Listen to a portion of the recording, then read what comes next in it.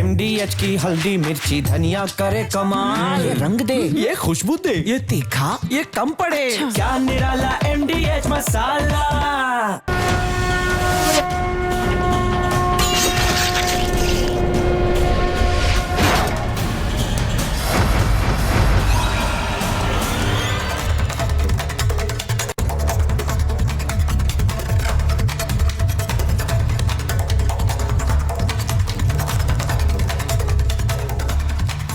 नमस्कार, आपके साथ मैं हूं सुचेता कुकरेती। आप देख रहे हैं अपना फेवरेट शो महाभारत। और महाभारत में आज बात कर रही हूं जो हिंसा नेपाल में हुई उसके पीछे एक बड़ी साजिश का खुलासा हुआ है। नेपाल में छात्र मौजूदा सरकार के खिलाफ थे, सरकार में बदलाव चाहते थे और उसके खिलाफ एक आंदोलन छेड़ा। लेकिन नेपाल में जो हिंसा हुई, जो आगजनी हुई, उसके पीछे छात्रों का आंदोलन नहीं था, उसके पीछे एक बड़ी और गहरी साजिश थी। उस आंदोलन के पीछे का एक मास्टरमाइंड भी था और यह खुलासा खुद छात्र स्टूडेंट अब कर रहे हैं। नेपाल से ऐसी तस्वीरें आई जिन पर दुनिया भर में चर्चा हो रही है। संसद को जला दिया गया, एक पूर्व प्रधानमंत्री की पत्नी को जिंदा जला दिया गया। यह तस्वीर बहुत सारे सवाल खड़े कर रही है। लेकिन आज खुलासा हुआ कि इस आंदोलन के पीछे घुसपैठ थी, इस आंदोलन के पीछे एक विदेशी साजिश थी। उस साजिश का खुलासा आज करूंगी। आज आपको बताऊंगी कि उस टूल किट के बारे में जो भारत में भी तैयार करने की कोशिश बार बार हो रही है। यह इसलिए कह रही हूं क्योंकि समय समय पर सरकार के खिलाफ एक विरोध को आंदोलन का रूप देने की बात कही जाती है। सरकार के खिलाफ कभी वोट चोरी को लेकर, कभी लोकतंत्र को खत्म करने को लेकर, तो कभी संविधान पर हमले को लेकर सड़क पर उतरने की बात लगातार कही जाती रही। इससे अगर एक चिंगारी लगा दी जाए तो तस्वीर कुछ इसी तरह की होगी जैसी कि नेपाल में आप लोग देख रहे हैं। अब यह कहा जा रहा है कि नेपाल में जो हुआ वो भारत में भी हो सकता है। आज पूछ रही हूं कि यह सवाल है या फिर यह मंशा है। जब ये कहते हैं कि जो नेपाल में हुआ वो भारत में होगा तो यह सवाल नहीं है, ऐसा लगता है यह मंशा है। नेपाल और भारत में क्या कोई भी समानता है? नहीं है। आज आपको बताती हूं नेपाल में जो कुछ हुआ, भारत के आसपास के देशों में एक राजनीतिक अस्थिरता है। फिर वो चाहे बांग्लादेश हो, श्रीलंका हो या फिर नेपाल हो। पाकिस्तान में भी चुनी हुई सरकार है लेकिन उसे चलाती सेना ही है। ऐसे में भारत को अस्थिर करने की कोशिश क्या देश के अंदर से हो रही है? जो आसपास के देशों में है वो भारत में भी हो जाए। आपको बताती हूं कि एक ऐसी तस्वीर आज सामने आई जिसने सबको हिलाकर रख दिया। यह अमेरिका से तस्वीर आई। राष्ट्रपति ट्रंप के बेहद करीबी चार्ली कर्क को गोली मार दी गई। ट्रंप के साथ इनकी तस्वीरें दिखाई। ट्रंप का राइट हैंड माने जाते थे चार्ली कर्क। ट्रंप के एक विश्वसनीय सहयोगी थे। एरिजोना में जीत दिलाने में उनकी भूमिका थी। अमेरिका के युवा प्रभावशाली नेता, बड़े राजनीतिक कार्यकर्ता थे। टर्निंग पॉइंट यूएसए के वो को-फाउंडर थे जिन्होंने अमेरिका में ट्रंप को जीत दिलाने में एक बड़ी भूमिका निभाई। लेकिन आज उन्हें अमेरिका में गोली मार दी गई। ये जो तस्वीर आप देख रहे हैं, इसके अलग अलग एंगल से भी तस्वीरें हैं हमारे पास। इन्हें दिन दहाड़े गोली मार दी गई। ये देखिए तस्वीर, आप देखेंगे ये बैठे हुए थे, अचानक से गोली आती है, उनकी गर्दन पर गोली लगती है और एक खून का फव्वारा निकलता है। चार्ली कर्क मारे जाते हैं। ये सब कुछ एक ऐसी सभा में हुआ जहां बहुत सारे लोग मौजूद थे। इन सब के बीच ये घटना हो जाती है। ये हैरान करने वाली तस्वीरें हैं। दूसरे एंगल की तस्वीर दिखाई, वहां से साफ नजर आता है कि चार्ली कर्क माइक पर बोल रहे हैं। अब ये ट्रंप की नीतियों के लिए बहुत हद तक जिम्मेदार माने जाते हैं इन्हें, क्योंकि ये ट्रंप जिस तरह की नीतियां लेकर चल रहे थे उससे वो उनको प्रभावित करने वाले थे। अब इस तस्वीर ने भी सबको हिलाकर रख दिया है। लेकिन सवाल ये है कि ये जो घटनाएं दुनिया भर में सामने आ रही है, आपने कल फ्रांस की तस्वीरें देखी, नेपाल देखा, आपने बांग्लादेश देखा, इन सब पर एक राजनीतिक स्थिरता पर सवाल खड़े होते हैं। ये जो अमेरिका से तस्वीरें आई, इन्होंने भी बहुत सारे सवाल खड़े कर दिए और सोशल मीडिया पर लोग क्या कह रहे हैं, देखिए जो ये हो रहा है ये भारत में भी हो जाएगा। नेपाल पर आपने अभी तक ये चर्चाएं सुनी थी, अब इस तस्वीर पर भी ऐसी बातें हो रही है कि देखिए ये अमेरिका में हुआ, भारत में भी हो सकता है। ये जो पूछ रहे हैं इनकी मंशा पर सवाल खड़ा होता है कि ये सवाल पूछ रहे हैं या ये वाकई चाहते हैं कि भारत में ऐसा हो। क्योंकि आज महाभारत में मैं कह रही हूं कि भारत से सीखने की जरूरत है। भारत इन तस्वीरों से डरकर नहीं सीख रहा है, भारत से बाकी देशों को सीखने की जरूरत है। आज महाभारत में यह बात कर रही हूं क्योंकि नेपाल में जो हुआ उसके ऊपर एक बड़ा खुलासा आगे आपको बताऊंगी। नेपाल के छात्र स्टूडेंट विंग के जो नेता हैं, जिनको आपने तस्वीरों में भी देखा, वो खुलकर बता रहे हैं कि छात्रों ने ये हिंसा नहीं की है, उनके आंदोलन में लोग घुस आए और इस तरह की आगजनी और हिंसा की। वो कोशिश क्या भारत में भी हो रही है? आज आपको इसी के बारे में बता रहा हूं। एक रिपोर्ट देखिए, फिर मैं इन छात्र नेता से जो बात की है वो भी आपको सुनाऊंगी, जो एक संदेश भारत के लिए भी है, उसे समझना और सुनना जरूरी है। एक रिपोर्ट पहले देखिए।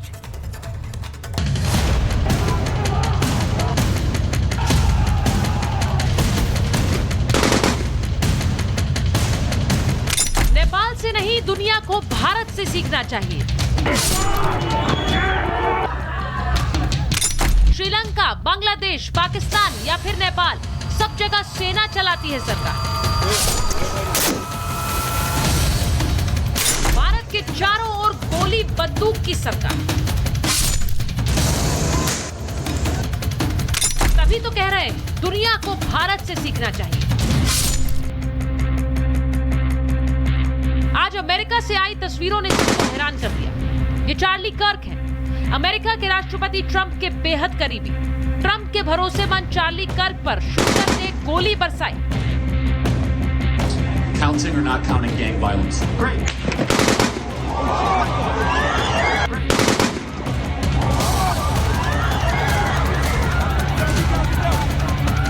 हजारों की भीड़ में चार्ली कर्क को मार दिया।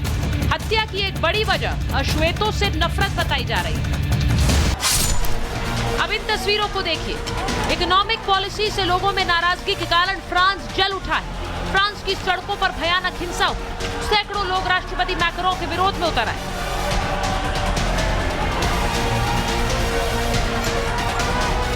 इससे भी खतरनाक तस्वीरें आप नेपाल से देख ही चुके हैं, जहां पर सरकार के भ्रष्टाचार के खिलाफ लाखों युवा सड़कों पर आ गए। हिंदुस्तान की चारों तरफ गोली बंदूक हिंसा आगजनी हो चुकी है। श्रीलंका में तख्ता पलट हुआ। बांग्लादेश में भी शेख हसीना को भागना पड़ा। नेपाल में भी तख्ता पलट की तस्वीर आप पिछले 3 दिनों से देख रहे हैं। और पाकिस्तान में सेना का कब्जा और वर्चस्व कैसा है ये बताने की जरूरत नहीं। लेकिन इन सब के बीच में मजबूती से खड़ा है भारत। लेकिन भारत की ये मजबूती कुछ लोगों से देखी नहीं जा रही। कुछ पार्टियां भारत को तोड़ने का सपना देख रही। नेताओं के जैसे बयान आ रहे हैं। ऐसा लगता है कि नेपाल जैसी स्थिति भारत में क्यों नहीं हो रही। इन्हें इसी बात का मलाल है। ये सरकार चाहती भी है, बीजेपी की सरकार संविधान बदलना भी चाहती है और उसे जड़ें काटने में लगी हुई है। लेकिन जड़ें इतनी मजबूत हैं कि हमारी डेमोक्रेसी की जड़ कट नहीं पा रही है। वरना परिस्थितियां, कुछ मामले में परिस्थितियां श्रीलंका, बांग्लादेश, नेपाल से भी ज्यादा खराब है। यहाँ देश में विपक्षी पार्टियां देश को तोड़ने का सपना देख रही हैं, तो पूरा एंटी मोदी फ्रंट भी खड़ा हो गया है। भारत दुनिया की तीसरी सबसे बड़ी अर्थव्यवस्था बनने वाली है। फिर यहाँ बैठे चंद लोग भारत को नेपाल, बांग्लादेश से क्यों सीखने की नसीहत दे रहे हैं? क्यों कह रहे हैं कि भारत में भी नेपाल जैसी स्थिति हो जाएगी? क्या विपक्ष को और मोदी विरोधी गैंग को इसमें फायदा दिखता है? Bureau report, Republic Bharat. मैं आज आपको ये बताना चाहती हूँ कि अभिषेक बैसनैत, जो कि स्टूडेंट लीडर है नेपाल के, और उनसे मैंने थोड़ी देर पहले बात की और उन्होंने जो बातें बताई हैं नेपाल को लेकर वो हैरान करने वाली हैं। लेकिन वो आज मैं इस शो में इसलिए बता रही हूँ क्योंकि कुछ इस तरह से यहाँ भी हो सकता है और इसीलिए इससे एक सबक लेने की बहुत बड़ी जरूरत है। मैं जरा अपने मेहमानों का परिचय आपसे करा देती हूँ। Major general GD Bakshi sir को आप देख रहे हैं।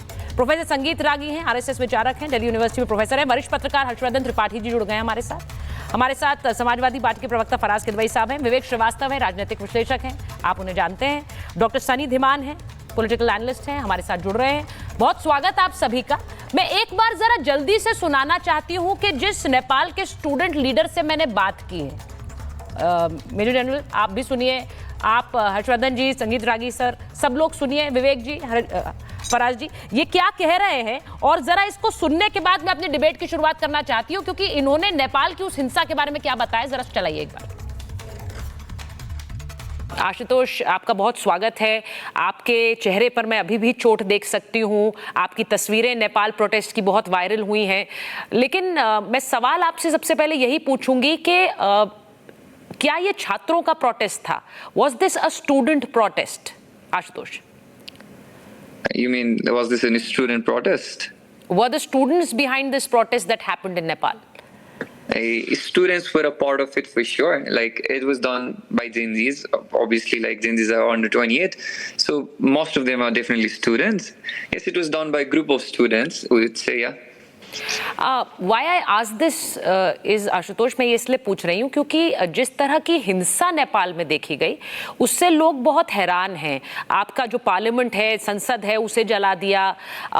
वहाँ पर बहुत सारा तोड़फोड़ हुई है, वायलेंस हुआ है। A lot of violence happened in Nepal. So people are asking that are students behind that violence? No. They were like, let's say, infiltrators. I mean, it's more of and they're like, I don't guess student did that. There were people who were not supposed to be there. They did it. The word is this infiltrator. And yes, I would say like students were not part of it. At least most of the students were not for sure, because students, it's this basic sense, like people will not do stupid things for no reason at all. So yeah, it were not students. ये बहुत बड़ी बात आशुतोष कह रहे हैं कि छात्रों में गुस्सा था, वो विरोध जरूर कर रहे थे, लेकिन ये घुसपैठिए थे जिन्होंने इस प्रोटेस्ट को टेक ओवर कर लिया, जिन्होंने हिंसा भड़काई। Ashutosh, you are saying that these were infiltrators. How did they infiltrate? How did they come into the picture? ये कैसे आ गए? It's like just random criminals, and I also heard that like from some police station, like some criminals got out. Also, there are obviously bad people out there, and they just got an opportunity. They just got an opportunity, and they're like, yeah, let's go. And like people were just drunk and just fighting some building out there, and it was just very sad thing to see. Ashutosh, आपने शायद ये भी एक जगह कहा कि इस पूरी वायलेंस का, एक हिंसा का एक कोई मास्टरमाइंड था। There was a mastermind who kind of planned it for everyone. Is that true? Yeah, this could be true for sure, because if you just see the pattern, yes, there must be somebody in order to do this sort of things. I'm not able to find the pattern yet, but there must be some kind of pattern for sure. Because why would somebody do it in that large scale? So yeah, there is somebody for sure. Like, it just like if you just connect the dots and if you see things around, there must be somebody. ये बहुत बड़ी बात आशुतोष कह रहे हैं। वो कह रहे हैं कि आप डॉट्स कनेक्ट करिए कि छात्रों में गुस्सा है, वो विरोध कर रहे हैं, लेकिन जितने बड़े स्केल पर ये हुआ है, इसका एक मास्टरमाइंड जरूर होगा जिसने इसको ऑर्केस्ट्रेट किया, वरना इस तरह की हिंसा नेपाल में नहीं होती। मैं ये मानकर चल रही हूँ आशुतोष कि you are not happy about this violence. A student would not be happy about the regime change. I'm not happy about the violence that happened afterwards. बिल्कुल। आपकी संसद जला दी गई। Your parliament was burned down and it was a very sad visual. बहुत दुखद है वो तस्वीर। वो सब देखकर लोग पूछ रहे हैं कि छात्र तो ये नहीं करेंगे। Students will not do this. For sure, they will not do this. There were like some other people who came into the scene. They just wanted to be the part of it, and more of like they were there with the intention to do so, so they did it. अब जो आपने सुना है, मैं जरा एक बार उसे repeat कर देती हूँ। हर्षवर्धन जी, ये छात्र नेता हैं और ये कह रहे हैं कि हम चाहते थे कि सरकार बदले, हमारा विरोध भ्रष्टाचार के खिलाफ था, लेकिन जो हिंसा हुई है उसके पीछे लगता है कोई और मास्टरमाइंड है। ये हिंसा कभी छात्र नहीं चाहते थे। ये देश के खिलाफ जिस तरह की कार्रवाई हुई है, ये हम नहीं चाहते थे। और उन्होंने सीधे सीधे कहा कि एक ऑर्केस्ट्रेटेड लगता है if you join the dots. अब मैं ये इसलिए बात कर रही हूं क्योंकि जो नेपाल में हो रहा है उसे देखकर कुछ लोग भारत में बहुत खुश हैं। ऐसा लग रहा है वो सवाल नहीं पूछ रहे हैं, वो उनकी मंशा ही ये है कि ये भारत में भी हो जाए। देखिए सुचरिता, सबसे पहले तो ये कि मैं खुद छात्र संगठन में रहा हूं, छात्र राजनीति के रास्ते इधर आया पत्रकारिता में आने से पहले, और मैं ये जानता हूं कि छात्र गुस्सा होते हैं, छात्र तोड़फोड़ भी करते हैं, छात्र अराजक भी कुछ हद तक होते हैं, और कई बार असभ्य समाज को सभ्य बनाने के लिए अराजकता जरूरी भी होती है। लेकिन कभी भी जो छात्र ढंग का होगा वो कभी भी आगजनी नहीं करेगा, कभी भी इस तरह की तोड़फोड़ नहीं करेगा। वो ऐसे छात्र संगठन कर सकते हैं जिनके अराजकता जिनके मूल में हो, जो बंदूक की गोली से क्रांति की बात करते हो, जिनके लिए आइडिया ही आता है हिंसा से, वायलेंस से। वरना student union, student politics, student इस तरह की जो चीजें हैं वो इसमें यकीन नहीं करती। उसका गुस्सा आता है, और गुस्सा आता है तो निश्चित तौर पर थोड़ी बहुत तोड़फोड़ भी होती है, झगड़ा भी होता है, सब कुछ होता है। लेकिन यहां जो हुआ इसको जरा देखिए। जिस स्टूडेंट लीडर से आपने बात की, जिस स्टूडेंट लीडर भी नहीं कहेंगे, वो अभी जेनजी का है, तो बच्चा उसकी वो भी उम्र शायद नहीं होगी। वहां पर जिस तरह से चिन्हित करके एक एक नेता, पूर्व प्रधानमंत्री, मंत्री, उनके घरों को मैपिंग की गई। उनके घर में अगर उनकी पत्नियां हैं तो भी उनको बख्शा नहीं गया, घरों को आग लगा दिया गया। एक झलनाथ जो पूर्व प्रधानमंत्री, उनकी पत्नी आग में जलकर मर गई। जिस तरह से वित्त मंत्री को हमने दौड़ाकर पीटते हुए देखा, ये अराजकता एक खास डिजाइन की है। और कम्युनिस्ट सरकार के खिलाफ अल्ट्रा कम्युनिस्ट उसमें शामिल हुए छात्र आंदोलन में, और उन्होंने नेपाल को बर्बाद कर दिया, आग लगा दी, स्वाहा कर दिया। मेरा यह मानना है कि अभी भी वो देश खड़ा होने की कोशिश कर रहा है। उस देश के जो भी नौजवान हैं, जो लोग हैं, उनको खड़ा होना चाहिए। ये चाइना और अमेरिका का प्लेग्राउंड बन गया। जब से राजशाही खत्म हुई, हिंदू राष्ट्र था, उससे भी कम्युनिस्टों को चिढ़ थी, और वो भी एक बड़ी वजह थी। लेकिन कम्युनिस्ट एक गवर्नेंस का मॉडल नहीं दे पाए, और वो साफ साफ दिखता है। हिल्टन होटल जला दिया, क्या किसी ने मैसेज भेज दिया कि केपी शर्मा ओली का भी उसमें स्टेक है? कहीं जाकर कोई सिंह दरबार जला दे रहा है, कहीं कोई राष्ट्रपति भवन जला दे रहा है। सही बात। जेलों को तोड़कर लोगों को निकाला जा रहा है। ये प्योर जो आइडिया होता है ना, जो हिंसक कम्युनिस्ट आइडिया है, ये वो दिखता है। और मैं बिना किसी संकोच के कहूंगा कि इसमें ऐसे अतिवादी अराजक लोग घुसे और उन्होंने नेपाल को बर्बाद कर दिया, आग लगाकर स्वाहा कर दिया। आप जो बात कह रहे हैं ना हर्षवर्धन जी, मुझे नहीं पता है विवेक जी, इसमें इतना म्यूजिंग क्या है, हंसने की वजह आपकी क्या है? मैं बताता हूं। मैं एक बार नहीं, मैं आपसे आप ही के पास आ रही हूं। I will definitely ask you, लेकिन मैं इसलिए पूछ रही हूं ये सवाल आपसे क्योंकि जो कुछ हुआ है उस टूल किट को जरा समझिए। वहां पर छात्र नेता कह रहे हैं कि हम गुस्सा अपना निकालना चाह रहे थे, लेकिन उस भीड़ का फायदा लोगों ने उठाया और इस हिंसा और आगजनी पर उतारू हो गए। अब भारत में भी बहुत बार ये कोशिशें की जा रही है कि लोग सड़कों पर उतर आए, विरोध प्रदर्शन करें। हमने इससे पहले कई बार ऐसी तस्वीरें देखी हैं, ऐसे आंदोलन देखे हैं जिन्हें आपने भी समर्थन किया। वहां स्थिति बिगड़ सकती थी अगर वहां गोली कोई चल जाती या फिर किसी तरह की हिंसा भड़क जाती। कोशिश क्या यही थी? आज फिर वही कोशिश है। नेपाल हो रहा है, भारत में भी होगा। क्या करें? नरेंद्र मोदी जिंदाबाद बोले क्या? नहीं बोलिए सर, आप कौन सा बोलेंगे? आप नहीं बोलेंगे, और ये कोई आपसे कह भी नहीं रहा है, लेकिन भारत जिंदाबाद बोलिए, भारत जिंदाबाद बोलिए और उसके हित में जो है वो करिए। आपने आप सुनिए, अम्यूजिंग क्या है यहाँ पे? अम्यूजिंग ये है कि कंफ्यूज बैठे हर्षवर्धन जी कह रहे हैं चाइना और अमेरिका का दोनों का प्लेग्राउंड बन गया। साहब, दोनों का कैसे बन सकता है? दोनों का कैसे बन सकता है? इलॉजिकल बात कर रहे हैं आप। अल्ट्रा लेफ्टिस्ट के अंदर मिल गया। अरे ये स्टूडेंट्स की क्रांति थी, इसमें कोई दो राय नहीं है। पब्लिक का समर्थन था, इसको फेस करिए और समझिए और मानिए। और ये इसलिए था, सक्सेसिव गवर्नमेंट्स फेल्ड। हाँ, हमें हिंदू राष्ट्र से एलर्जी है। हम चाहते हैं सेकुलर कंट्री रहे, भारत भी और नेपाल भी, राजा का शासन ना आए। हमें राजशाही से एलर्जी है, आपको नहीं है। आप चाहते हैं भारत के अंदर भी राजशाही आए, अलग अलग राजपूताना के वो बने, तो ये आपका चॉइस है।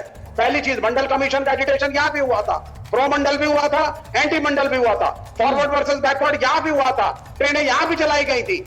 लेकिन ये चीजें होती हैं। आपका यूएसएसआर की क्रांति हुई, जब यूएसएसआर को तोड़ा गया, सीआईए की मदद से एजेंट्स भेजे गए, बोरिस एल्स्टीन को। नहीं, ये चीजें होती हैं। चाइना में भी क्या ये आसानी से कहकर आगे बढ़ जाना सही है विवेक जी? ये चीजें तो होती हैं, आगजनी होगी, एक मंडल कमीशन होगा, वहां पर छात्रों। नहीं सर, आपको वो तस्वीरें याद हैं, मुझे बिल्कुल इस बात में कोई शक नहीं है कि आपको वो तस्वीरें याद होंगी, लेकिन क्या वो अच्छा है? आपने तो बड़े मैटर ऑफ फैक्ट ढंग से कह दिया तो चीजें होंगी। सर, नहीं होनी है।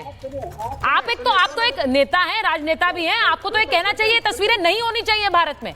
आप तो कह रहे हैं ये चीजें होंगी। I don't support violence, nobody supports violence, लेकिन मेरा एक्यूजेशन है, नहीं तो नेपाल जैसा हाल भारत में भी होगा, ये बार बार क्यों कहते हैं आप लोग? क्यों कहते हैं? नहीं, आप अगर नहीं सुनेंगे ऑपोजिशन की। What you mean? ऑपोजिशन को नहीं सुनना है सर? सर, देश की जनता को सुनना है, देश की जनता को सुनना है। Major general GD Bakshi sir को लीजिए स्क्रीन। मैं एक बार सर, एक मिनट आ रही हूं सर। जनरल साहब मैं आपसे पूछूंगी क्योंकि आप इस चीज को बहुत अच्छी तरह से देख रहे हैं, आप इंटरनेशनली भी इसे देख रहे हैं। जी बिल्कुल साफ कर दूं सर, प्लीज बोलिए। मैं कुछ चीजें बिल्कुल साफ कर दूं। I have no tears to shed for Oli. कोई आंसू मेरे पास ओली के लिए बहाने के लिए नहीं है। जिस तरह से वो लूटपाट पे आ गया था, हाँ। जिस तरह की करप्शन वो कर रहा था नेपाल के अंदर, नेपोटिज्म कर रहा था, वहाँ ऑपोजिशन खलास हो गई थी, वहाँ कोई मार्ग नहीं था लोगों के पास अपनी प्रॉब्लम्स व्यक्त करने का, रिजॉल्व कराने का। वहाँ तो बड़े दिनों से ये ज्वालामुखी फटने नहीं, वाला। पर सर हम नेपाल से सीखेंगे या हमसे बाकी देश सीखेंगे? ये जो लोग बोल रहे हैं नेपाल से सीख लो। नहीं, मैं जरा खत्म कर लूं। हाँ सर, बोलिए ना। मैं कह ये रहा हूं कि वहां की चीजें जेन्युइन थी, ठीक है, और वहां पे प्रॉब्लम ये आई कि जेन्युइन ग्रीवेंस के अंदर टांग अड़ाई CIA ने, ठीक है। सुनिए आप ध्यान से, ये जो ऑर्गेनाइजेशन है, ये जो NGO है हामी नेपाल, इसके जो लीडर्स थे पिछले साल वो जाके US एम्बेसी में मिले, इस साल 5 बार मिले, ठीक है। और वहां से काफी कुछ इंस्ट्रक्शंस आई, टूल किट आए कि भाई अपने सिर पे हेलमेट डाल के जाना, फेस मास्क डाल के जाना, ये करना वो करना। काफी और लोगों का भी हाथ है, क्योंकि जहां ऐसी बहती गंगा में बहुत से लोग हाथ धोना चाहते हैं और बहुत से लोगों ने धोया है। ये CIA ने ये लोगों का गुस्सा था, फूट पड़ा, कभी ना कभी तो फूटना था ही। I mean, let's not, अपनी आंखें नहीं मोड़ सकते कि नेपाल के लोग दुखी थे। It's not their fault. नहीं सर, बिल्कुल आप बिल्कुल सही। सर मैं उसको काउंटर नहीं कर रही हूँ, लेकिन मैं ये पूछ रही हूँ, जो लोग भारत में बैठकर ये कह रहे हैं कि भारत में भी तो यही हो रहा है, भारत में भी वही हो जाएगी हिंसा जो नेपाल में हो रही थी, मैं चाह रही हूँ उनको बोलिए आप। नहीं, मैं उनको सिर्फ कहना चाहता हूं कि आप उम्मीद करते रहो कि हो जाएगा। कुछ बुनियादी प्रॉब्लम्स थी नेपाल में जिसकी वजह से ये हुआ, जो कि भारतवर्ष में बिल्कुल नहीं है। वहां इकोनॉमी का भट्टा बैठ गया था, एम्प्लॉयमेंट का भट्टा बैठ गया था, ठीक है। भारत की इकोनॉमी 10वीं इकोनॉमी से 4थी बड़ी इकोनॉमी बनकर आ गई है, 3री पे जा रही है। भारत न्यूक्लियर पावर है, भारत स्पेस पावर है, भारत जो है मिलिट्री पावर ऑफ कॉन्सिक्वेंस है। भारत की टेक्नोलॉजी कहाँ आसमान छू रही है, अमेरिका डर रहा है, और इसके चलते ये सैंक्शन लगे हैं कि जो उसने देखा जिस तरह भारत ने पाकिस्तान को पीटा due to our superior technology, America के पसीने आ गए हैं और वो चाह रहे हैं कि हम भी भारत में जल्द से जल्द जयचंद ढूंढें, मीर जाफर ढूंढें और किसी तरह से टूल किट चलाएं और ये कोशिश करें। ये पहली कोशिश नहीं है। फार्मर एजिटेशन, फिर उसके बाद वो जो यहाँ शाहीन बाग में हुआ, वो कोई कोशिशें की कमी नहीं है साहब, वो तो लगातार कर रहे हैं। लेकिन प्रॉब्लम ये है साहब, यहाँ वो बुनियादी हालात नहीं जो नेपाल में थी। अब सर एग्जैक्टली मैं यही बात, जनरल साहब मैं यही बात कह रही हूँ कि जो बुनियादी हालात के आज एक तस्वीर ट्रंप के करीबी की आई, अमेरिका में गोली मार दी गई, उसको लेकर भी यहाँ सवाल खड़े हो गए कि देखिए वहां पर क्या हो रहा है। ये जो तानाशाही होती है उसका जवाब ऐसे ही होता है। मैं तो हैरान हूं कि इस तरह की बातें भारत में हो रही हैं। मैं फराज साहब, प्रोफेसर आगी हैं, फराज साहब जरा बताइए, इस तरह की बातों की जरूरत यहाँ पर आपको लिंक क्या दिखता है? लोग लिंक करने पे क्यों आमादा हैं? एक अच्छी भली अर्थव्यवस्था जो चल रही है, जिस पर लोग यहाँ पर बाहर के देशों में इस पर मंथन कर रहे हैं कि इंडिया और भारत इतना अच्छी तरह से कैसे आगे बढ़ रहा है, यहाँ के देश सोचे क्यों बढ़ रहा है? भाई खींचो पीछे, खींचो पीछे। फराज जी। सुचारिता जी बहुत बहुत धन्यवाद जी, बहुत बहुत धन्यवाद। देखिए सुचारिता जी, क्या है कि मैं आपकी जो एंकरिंग है उसको बहुत पसंद करता हूं, लेकिन आज 2-3 आपने बातें की अपनी ओपनिंग स्टेटमेंट में, जिससे मैं खाली डिस्कनेक्ट अपने आप को नहीं करता हूं, मुझे बहुत मेरा दिल टूटा है, मुझे धक्का लगा है। आपके पहले 3 स्टेटमेंट, कुछ पार्टियां भारत को तोड़ना चाहती हैं, विपक्षी पार्टियां भारत को तोड़ना चाहती हैं, विपक्ष को क्या फायदा दिखता है। तो क्या आप जिम्मेदारी से बोल रही हैं कि भारत का विपक्ष इस देश को तोड़ना चाहता है? और अगर ये जिम्मेदारी से आप नहीं बोल रही हैं, if it was a slip of tongue, तो आप कह सकती हैं कि नहीं ये अच्छा चलिए फराज साहब देखिए पहली बात तो ये है आपका दिल तोड़ने की मंशा तो किसी की नहीं थी इस शो पर, लेकिन मैं आपको ये बता दूं मैं एक सवाल का जवाब एक सवाल से ही पूछ रही हूं। टुडे नेपाल टुमारो इंडिया, आप इससे इत्तेफाक रखते हैं क्या? आप बस हाँ और ना में जवाब दे दीजिए। टुडे नेपाल टुमारो इंडिया से आप इत्तेफाक रखते हैं? क्योंकि ये देश के विपक्ष के नेता के बयान है, मेरे नहीं है, मेरे नहीं। तो बताइए आप इत्तेफाक रखते हैं? भारत इस दुनिया का महानतम देश है, इसलिए भारत के बारे में, मेरे देश के बारे में हेड एंड टेल्स के सवाल मत पूछिए। नहीं तो सर ये तो विपक्ष के नेता के बयान है, मैं इसीलिए कह रही हूँ क्योंकि सोशल मीडिया पर तो एक तांडव मचा हुआ है, उसकी मैं बात ही नहीं करती। जो बहुत से लोग हैं, बहुत से यूट्यूबर्स हैं, वो लिख रहे हैं देखिए नेपाल में हो गया। जिम्मेदार पार्टियों के नेता कह रहे हैं कि देखिए यहां पर भी तानाशाही है, यही हाल होगा।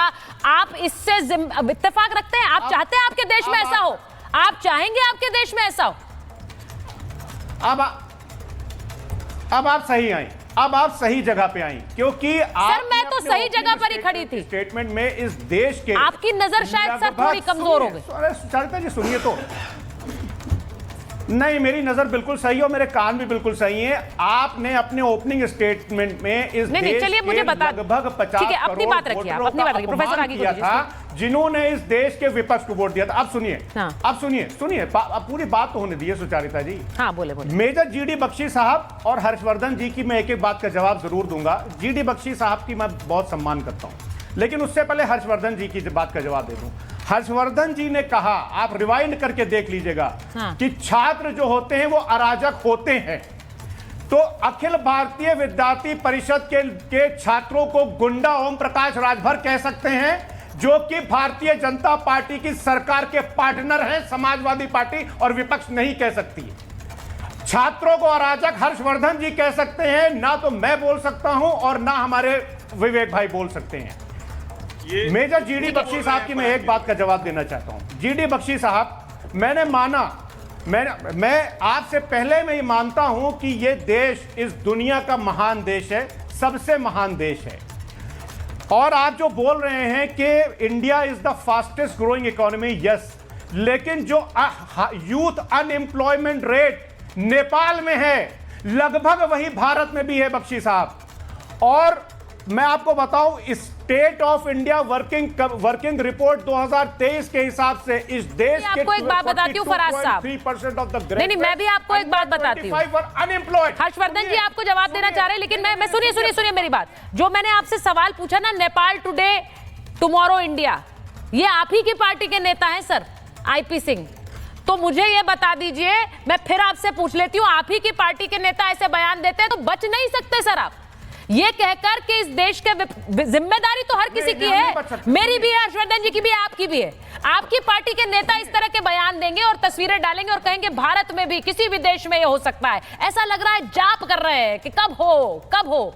मुझे इससे दिक्कत है और मुझे लगता है आपको भी होनी चाहिए। मैं आपकी स्पष्ट बात आपसे कह रही हूं। एक बार प्रोफेसर रागी के पास जाऊंगी सर, क्योंकि प्रोफेसर धीमान भी वेट कर रहे हैं और प्रोफेसर संगीत रागी भी वेट कर रहे हैं। प्रोफेसर रागी, अच्छा हर्षवर्धन जी बोल लीजिए, आपको जवाब जल्दी से दीजिए जवाब, फिर मैं। फराज किदवई जी की आदत है नाम लेकर झूठ बोलते हैं, और मैं कहूंगा कि मैंने जो बोला है शो पर दर्शक ध्यान से फिर से सुने। मैंने कहा छात्र आंदोलन भी करते हैं, तोड़फोड़ भी कई बार होती है, लेकिन छात्र इस तरह की अराजकता नहीं करते हैं जो वहां दिखा। ये कम्युनिस्ट माइंडसेट के लोग हैं जो हिंसा करते हैं, और ये झूठ बोलने के लिए फराज किदवई को माफी मांगनी चाहिए।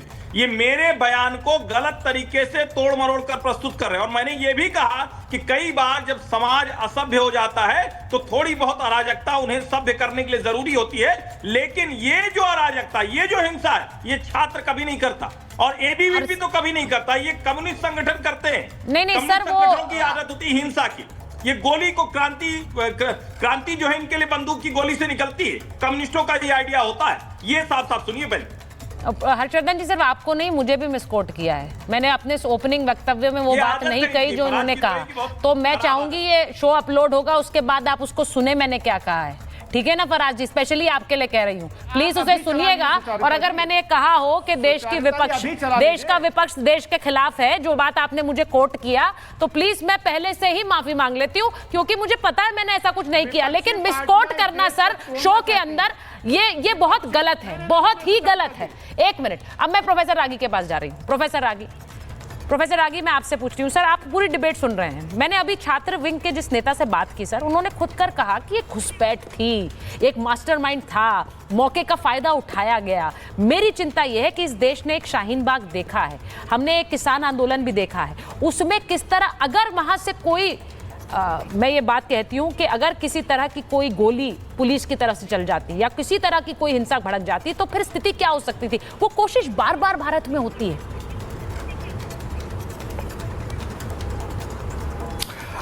देखिए सुचरिता, मैं रिपीट नहीं करना चाहता हूँ, वाकई वो दोनों प्रयोग ही थे जी। और भारत की चुनी हुई सरकार को अपदस्थ करने के लिए, देखिए एक बात तो तय मानिए, दुनिया की कोई बड़ी ताकत आज के दिन में नरेंद्र मोदी को सत्ता में बने रहने देखना नहीं चाहती है। और वो इसलिए नहीं बनाए रख रहे हैं क्योंकि नरेंद्र मोदी हैं जो अपना पैर अंगद की तरह जमा करके बैठ जाते हैं ट्रंप के सामने, तुमको जो करना है कर लो। यदि ये मनमोहन सिंह की सरकार होती और कांग्रेस के गांधी परिवार की सरकार होती तो पता नहीं ये देश कहाँ बिक गया होता और देश किसके हाथों में गिरवी करा गया होता। ये मैं इसे सोच करके मैं डरता हूँ। और कांग्रेस पार्टी का आज का नेतृत्व लगभग फिर से उस प्रयोग को करने में लगा हुआ है। पहले ईवीएम पर आया, फिर आज के दिन में नरेंद्र मोदी तो पिटेगा, नरेंद्र मोदी चोर है।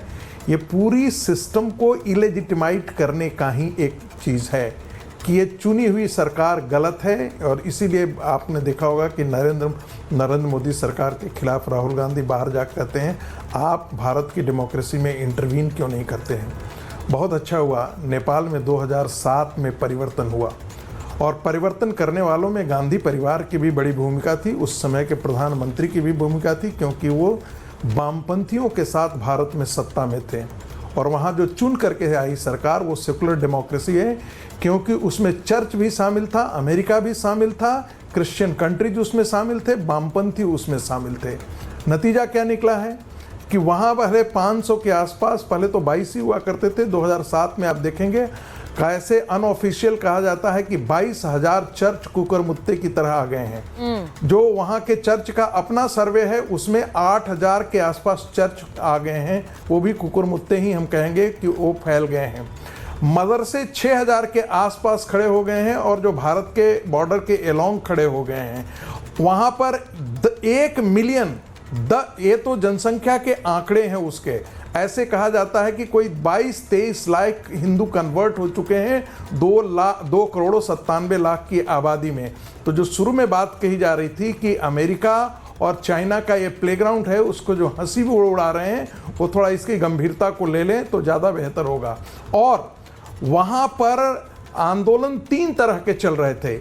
एक को मैं जानता हूँ, वो एक आंदोलन वो चल रहा था जो वहाँ पर नेपाल में पुनः राज्य सत्ता जो है वो आए, साथ ही साथ लिमिटेड कॉन्स्टिट्यूशनल डेमोक्रेसी होती, साथ ही साथ नेपाल को पुनः हिंदू राष्ट्र बनाया जाए, नहीं तो नेपाल की सांस्कृतिक पहचान है। उस मूवमेंट के लीडर को बंद कर दिया गया, 1 महीना पहले वो आदमी जेल से निकला है। और दूसरी बात, उस व्यक्ति ने कहा था कि एक केपी ओली का इन्वेस्टमेंट जो है वो विदेशों के अंदर है, दुबई के अंदर है, इंडोनेशिया के अंदर है। वो तस्कर व्यापारियों के साथ मिला हुआ है जो इलीगल काउंटरफिट गुड्स जो होते हैं वो इंडिया के अंदर भी सप्लाई करते हैं और बाहर भी करते हैं। उसके अभियान को क्रश कर दिया गया। 1-1 लाख की सभाएं होती थी, 60-60 हजार की सभाएं होती थी, उसको जेलों में बंद कर दिया गया, उसके लोगों को मार पीट करके बंद कर दिया, उसके अकाउंट फ्रीज कर दिए गए। दूसरी लड़ाई थी करप्शन के खिलाफ। तो जो राजतंत्र के पक्ष में थे, जो हिंदू राष्ट्र, जो नेपाल के संदर्भ में हम इस बात को देख रहे हैं प्रोफेसर, हम जो नेपाल के संदर्भ में इस बात को देख रहे हैं, मुझे ये कहने में कोई गुरेज नहीं है कि पूरी दुनिया को इस वक्त भारत की तरफ देखना चाहिए। हम किसी से जो ये बातें कही जा रही, नेपाल की तरफ देख लो, बांग्लादेश की तरफ देख लो, मुझे याद है बांग्लादेश जब हुआ था तब भी यही बातें चर्चाएं हो रही थी इस देश में कि देखिए बांग्लादेश में हुआ है, भारत में भी हो सकता है, वही स्क्रिप्ट एक बार फिर से दोहराई जा रही है। प्रोफेसर धीमान, मैं आपके पास आ रही हूँ, डॉक्टर धीमान आपके पास आ रही हूँ। मैं ये जो तस्वीरें बार बार कही जा रही हैं, मुझे सिर्फ आपसे ये जानना है कि ये एक सवाल है या ये मंशा है कि भारत में हो? भारत में इस वक्त आप नेपाल से या बांग्लादेश से कैसे तुलना कर सकते हैं सर? नमस्कार। पहले तो मैं ये बता दूं कि जो भी ये चर्चाएं चल रही हैं, जिन भी लोगों ने अपनी बातें रखी है, वो अर्ध सत्य है। अब जरा इमेजिन करें कि एक MA BEd पास किया हुआ लड़का जो जोमेटो पे डिलीवरी कर रहा है, वो अपने इंस्टाग्राम की रील पर देख रहा है किसी दिल्ली के एक अमीर लड़के को जो महंगे ब्रांड पहनता है, विदेशों में छुट्टियां काटता है, और वो ये सोच रहा है लड़का कि एक दिन अपना टाइम आएगा, और अचानक सरकार जो है उसका इंस्टाग्राम, फेसबुक, यूट्यूब ये सब बैन कर दे, तो होगा क्या? तो होगा ये कि जो नेपाल में हुआ। लेकिन एक समस्या है, मैं यहाँ पर जनरल बख्शी जी ने एक जो बात बोली है वो भी एक अर्ध सत्य का हिस्सा है कि जो गरीब है, जिसके पास कुछ नहीं बचा, कम से कम ख्वाब देखने का रास्ता बचा था, उस ख्वाब देखने के रास्ते में नेपाल सरकार ने भेदभाव किया कि चाइनीज ऐप टिकटॉक उसे अलाउ किया, बाकी को बैन किया। वो तो नेपाल में हुआ ना डॉक्टर धीमान, वो नेपाल में हुआ। डिबेट मेरी इस बात पर है कि नेपाल की तुलना भारत से क्यों कर रहे हैं? मैं काफी देर तक नहीं, आप नेपाल को जस्टिफाई मत करिए सर, वो आज का टॉपिक नहीं है। मेरा मतलब सिर्फ ये है कि नेपाल में जो हुआ उस पे आपके तर्क हो सकते हैं, जनरल बख्शी के अपने तर्क हैं। मेरा सवाल ये है कि भारत में आप नेपाल को कैसे ला रहे हैं? भारत में वो ना हो जी। देखिए, मैं एक खालिस तो 24 कैरेट राष्ट्रवादी हूँ। नेपाल में जो हुआ वो भारत में नहीं होना चाहिए, और वो नहीं होना चाहिए चेतावनी है। और चेतावनी का आंसर ये है कि जो यहाँ पर जयचंद है, जयचंद कौन है? जो 100 में से एक व्यक्ति जिसके पास 40% धन इस देश का है, और जो सरकार उसके लिए काम कर रही है, जो सरकार वोट चोरी करके इस देश की संस्थाओं से जनता को विश्वास खत्म कर रही है, वो जयचंदों से हमें डर है। तो आप तो हो गए 24 कैरेट राष्ट्रवादी और बाकी सब हो गए जयचंद। आप हो गए राष्ट्रवादी और बाकी सब जयचंद है। जो आपके मत से सहमत ना हो वो जयचंद है। होना चाहिए कि नहीं होना चाहिए? देश की संस्थाओं पे विश्वास जनता का होना चाहिए कि नहीं? बिल्कुल होना चाहिए। नेपाल में नहीं था, बांग्लादेश में नहीं था, श्रीलंका में नहीं था। नहीं तो भारत में है। भारत में है कि नहीं है? अभी भी भारत में है। लेकिन जयचंद बैठे हुए हैं, जो मैं वही तो कह रही हूँ, भारत के लोकतंत्र को खोखला कर रहे हैं। कौन है? वोट चोरी कौन कर रहा है? हाँ। इस देश में ED CBI का इस्तेमाल करके इस देश में आवाजों कैसे कुचला जा रहा है? ये देश विरोधों से निकल कर आया है, प्रोटेस्ट से निकल कर आया है। गांधी प्रोटेस्ट करके इस देश को अच्छा, वोट चोरी एक पूर्ण सत्य है क्या हर्षवर्धन जी? ये जो कह रहे हैं कि जनरल साहब अर्ध सत्य बता रहे थे और वोट चोरी पूर्ण सत्य है। एक सेकंड, मैं जरा इस पर बात करना चाहती हूँ। यही तो बात है, यही चिंगारी है। मुझे डॉक्टर धीमान की आवाज दीजिए ना जरा। डॉक्टर धीमान, मेरी समस्या यही है कि वोट चोरी पूर्ण सत्य हो गया आपके लिए, वो हो रहा है इस देश में। आपने भी बोला शुरू में, आपने भी शुरू में यही बात रखी कि नोटबंदी से इस देश, देखिए ये जो आप फिर देखिए मुझे मिसकोट कर रही है, आप फिर मिसकोट कर रहे हैं। मैंने नोटबंदी का नाम ही नहीं लिया, मैंने नोटबंदी का नाम ही नहीं लिया। पहली बात, आप मिसकोट मत करिए मुझे डॉक्टर धीमान। नहीं, आप ये जो मैंने बोला है मैं उसे ऑन करती हूँ, जो मैंने बोला मैं उसे ऑन करती हूँ डॉक्टर धीमान। लेकिन आई नेवर यूज्ड, मैंने नोटबंदी का नाम भी नहीं बोला और आपने मुझे कोट कर दिया। नोटबंदी नहीं, वोट चोरी। मैं माफी चाहूंगा। नहीं तो आपके लिए सब एक है ना, ये सब घेरने के टूल है। विपक्ष के लोग वोट चोरी की बात घेरने का टूल है तो कुछ भी बोल दो, क्या फर्क पड़ता है? नहीं, अर्ध सत्य है या पूर्ण सत्य है हर्षवर्धन जी? वोट चोरी देखिए सुचेता, मुझे लगता है कि सनी धीमान के साथ सहानुभूति रखनी चाहिए। राहुल गांधी के भाषण वो बहुत सुनते हैं, इतना सुनते हैं कि उनको वोट चोरी और नोटबंदी सब एक साथ गट्टमट्ट हो गया, तो उनसे थोड़ा सा सहानुभूति रखिए। और इस देश ने जब भ्रष्टाचारी यूपीए सरकार थी, पलट दिया उसे, लेकिन गोली नहीं चलानी पड़ी। इस देश का युवा सड़कों पर आया, इस देश के भ्रष्टाचारी नेताओं को दौड़ा दौड़ा कर पीटने के बजाय सत्ता से बाहर कर दिया। आज वो बौराए घूम रहे हैं, आज वो कुत्ता दिखा रहे हैं कि हमारे जेब में पैसे नहीं है।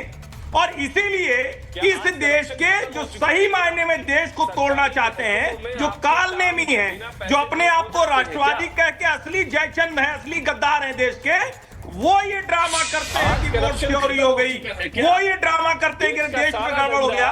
भारत एक शानदार लोकतंत्र है, ऐसे लोगों के चलते इसमें कोई फर्क नहीं पड़ेगा। ये कोशिश लगातार कर रहे हैं और उस कोशिश को जनता ने खत्म कर दिया कि कुछ धन्ना से पूरी तरह से खत्म कर दिया। इसलिए सुखी लाला के लिए काम करने वाले, सुखी लाला जानते हैं ना, मदर इंडिया फिल्म में सुखी लाला था, ऐसे ही सुखी लाला है। ये पक्के वाले जो कहते हैं ना कि रट के आ गए हैं, ये स्क्रिप्ट इनको दे दी गई है, देखिए के शिकार हैं, इससे आगे देखिए मैं सिर्फ एक बात कहना चाहती हूँ कि ये जो बार बार एक नैरेटिव दिया जाता है जनता को, उसके पीछे एक पूरा मुझे लगता है प्रूफ होना चाहिए। डॉक्टर धीमान, आपसे कह रही हूं, क्योंकि जब आप कहते हैं वोट चोरी हो रही है तो आप इसे ऐसे बोलते हैं जैसे ये सत्य है। वोट चोरी ही है इस देश का सत्य, और कोई सत्य है ही नहीं इस देश में। इस देश में और कोई सत्य है ही नहीं। एक मिनट, क्या ये हकीकत है? अब यहाँ पर विवेक जी बैठे, मैं एक बार पूछ रही हूँ, विवेक जी आप भी कहेंगे यही सत्य है, पर ये सत्य नहीं है ना। जब बोला जाता है कि इसे प्रूफ कर दीजिए तब तो पीछे हो जाते हैं, तब तो नहीं बोलते हैं। हमारा सत्य अलग है, यही तो समस्या हाँ, विवेक जी, वॉइस ऑफ डिसेंट आपको पसंद ही नहीं है। आप चाहते नहीं कि प्रोटेस्ट हो। पहले वोट क्लब पे प्रोटेस्ट होते थे, वहां से हम लोग हटाए गए, जंतर मंतर पे प्रोटेस्ट की साइड दी गई। अब कहा गया है कि वहां भी प्रोटेस्ट नहीं कर सकते, आप दिल्ली के बाहर बुराड़ी बॉर्डर पे जाइए और वहां पे खाली जगह पे बैठ के आंदोलन करिए। आप वॉइस ऑफ डिसेंट क्यों नहीं अलाउ? दिल्ली शहर के अंदर किसी भी ऑडिटोरियम को बुक करके 400 से 500 आदमियों की आप एक प्रोटेस्ट मीटिंग नहीं कर सकते आज, क्योंकि दिल्ली पुलिस अलाउ नहीं करती है। मोदी साहब को डर लगता है। और यहाँ बैठे हर्षवर्धन त्रिपाठी, लिफ्ट तो चला गया, लिफ्ट तो गायब है, विश्व में है नहीं, और अब घबराए कह रहे हैं देखो ये तो अल्ट्रा लिफ्ट कहां है। पर इसमें वो गलत क्या कह रहे हैं? दुनिया में कहां है? मुझे मतलब ये ठीक है, वो तर्कों पर भी बात कर ले तो कहां है? एक सबको डर लगता है। नहीं, एक कहां है? देश को तोड़ने की कोशिश मुझे बता दीजिए, एक चीन में और एक उसका प्रतिनिधित्व आप कर रहे हैं। एक तो चीन में भी आपको जाना कहां है मुझे बताइए ना। फार्मर एडिटेशन में भी देखिए बड़ा कन्वीनियंस की राजनीति होती है आप लोगों की। फार्मर एडिटेशन, रागी जी बोल रहे हैं। रागी जी, प्रोफेसर रागी बोलिए। सुचरिता लोकतंत्र और प्रोटेस्ट की दुहाई वो इस देश में दे रहे हैं और ज्ञान दे रहे हैं जिन्होंने तियानमेन स्क्वायर पर स्टूडेंट जो प्रोटेस्ट कर रहे थे अपने बेसिक राइट्स के लिए, उस पर टैंक चला दिया, और ये भारत के गूंगे बहरे वामपंथी चुप्पी साध करके बैठ गए। अपनी पोलित ब्यूरो के मीटिंग में भी उस पर चर्चा नहीं होने दी, कोई रेजोल्यूशन पास नहीं किया जाए। ये इतने बुज़दिल और कायर हैं और लोकतंत्र की भाषा की बात करते हैं। जितने भी राजनीतिक हिंसा की संस्कृति हुई है वो बंगाल से पैदा हुई और केरला से पैदा हुई, क्योंकि जितने भी डिसेंट वॉइस के थे उन सबको या तो मार दिया जाता था या मार करके पेड़ पर लटका दिया जाता था। उसी संस्कृति को ममता बनर्जी ने अपने यहां उसको कैरी फॉरवर्ड किया है। वे लोग इस देश में लोकतंत्र की बात करते हैं। और एक बात और, मैं ये बात बहुत जिक्र कर देना चाहता हूं, राहुल गांधी जो कर रहे हैं वो जॉर्ज सोरेस का ही एजेंडा इस देश में है। एक चुनी हुई सरकार को आप हरा नहीं सकते, आप चुनाव नहीं जीत सकते। आपकी हैसियत और औकात इस शब्द पर हमारे बड़े एक भड़क गए थे, माने कि आपकी क्षमता 100 सीट जीतने की नहीं है और 240 वाले को आप अपदस्थ करके और हरा देना चाहते हैं। क्या करके? आंदोलन करके, सड़कों पर उतर करके। महंगाई तो 1.5% थी, बेरोजगारी तो 5.2% है। तुलना कहां से हो सकती है? कांग्रेस के जमाने में तो डबल डिजिट में महंगाई थी। देखिए, मुझे ये लगता है कि जब हम इस बात की चर्चा करते हैं कि यहाँ पर भी वही हालात हो सकते हैं जैसा नेपाल में हो, तो हम उन कारणों की विवेचना करें। नेपाल में ऐसा क्या हो रहा है जो भारत में है? बांग्लादेश में ऐसा क्या हो रहा है जो भारत में भी है? जब हम इन सवालों को पूछेंगे तो शायद हमें जवाब खुद मिल जाएंगे। लेकिन यह जरूर है, अगर मंशा यह है कि नेपाल भारत में हो, फिर उसके लिए किसी जवाब की जरूरत नहीं है। मेरे पास समय इतना ही था। बहुत बहुत धन्यवाद।